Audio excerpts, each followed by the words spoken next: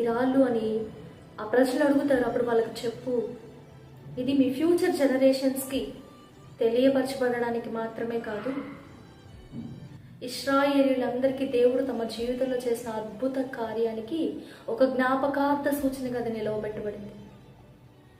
నీ జీవితంలో ఎన్ని యోర్దానులను దాటించే దేవుడు తీసుకొని వచ్చాడు కదా నిన్ను. అయితే మనము దేవుడు మన జీవితంలో చూపించిన ఆయన యొక్క దయకి, ఆయన యొక్క జాలికి, ఆయన చేసిన మిరాకిల్స్కి మాన్యుమెంట్స్ని కట్టం. కానీ ఏదైతే దేవుడు మనకి ఇవ్వడో, ఏదైతే దేవుడు వద్దు అంటాడో, ఏదైతే పట్టుకుంటాడో దానిని మాత్రము జ్ఞాపకం చేసుకుంటూనే ఉంటాం. దేవుడు మన జీవితంలో చేసిన మంచి కార్యాలని మర్చిపోతూ ఉంటాము. దేవుడు మన జీవితంలో ఏదైతే వద్దు అన్నాడో దాన్ని మాత్రం జ్ఞాపకపరుచుకొని దాన్ని మాత్రం